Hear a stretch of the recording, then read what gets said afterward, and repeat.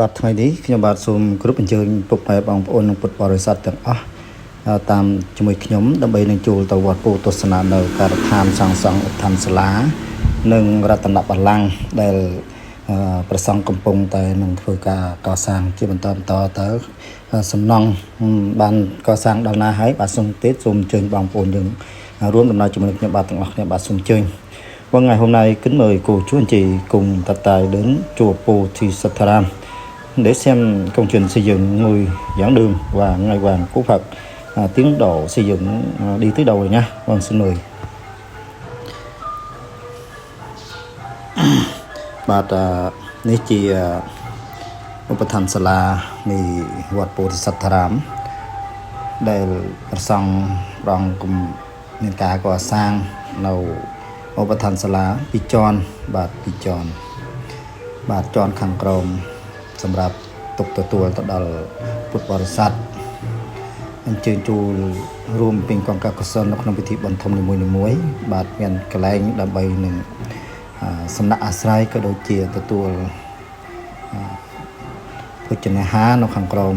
បាទហើយចំណែកខាងលើសម្រាប់ធ្វើនៅពិធីកិច្ចបុណ្យទទួលពុទ្ធបរិស័ទនៅខាងលើបំពេញកិច្ចទៅតាមពុទ្ធសាសនានិយមហើយសម្រាប់នៃការកសាងសពថ្ងៃគឺអាស្រ័យពុទ្ធបរិស័ទក្នុងចំណោះក្រៅចំណោះក្នុងប្រទេសនិងក្រៅប្រទេសចូលរួមទៅតាមសទ្ធាជ្រះថ្លា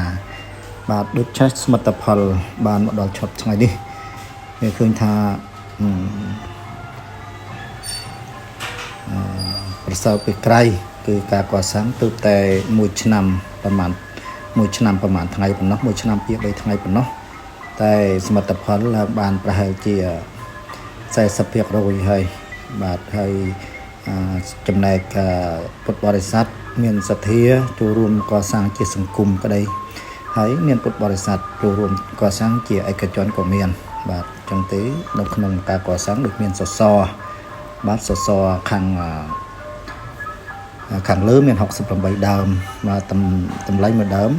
13លានបាទ13លានអញ្ចឹងទេខាងលើនៅក្នុងពេលវេលានេះគឺញាតិញោមយីតាការកសាងកាត់ជីងអស់បាន40ដើមណាបាទហើយចំណែកខាងក្រោមគឺមាន68ដើម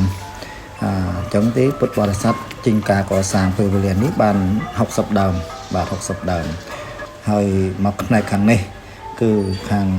រតនបល្ល័ង្កដែលតម្កល់នៅព្រះពុទ្ធបដិមាធំដែលញោមញាតលោកជំទាវនៅខាងភ្នំពេញលោកបានប្រគេនសម្រាប់វត្តពោកសាងហើយចឹងព្រះសង្ឃក៏បានកសាងជារតនបល្ល័ង្កបាទពីរជាន់ខាងលើតម្កល់ព្រះពុទ្ធរូបធំហើយនៅខាងក្រោមនោះគឺព្រះពុទ្ធរូបដែលមានរចនាបថគឺប្រកនាគបាទនៅពងខាងក្រោមហើយមានស្រះមកចលិនទៀតផងបាទដូច្នេះខ្ញុំបាទសូមគោរពអញ្ជើញពុទ្ធបរិស័ទទាំងអស់បាទដែលមានសទ្ធាជ្រះថ្លាដើម្បី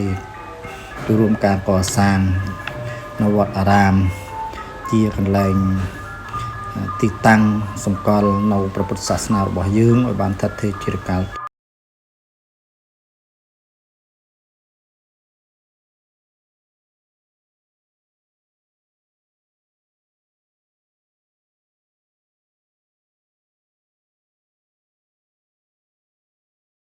ភាសាបាលីដល់ព្រះសង្ឃផងដែរ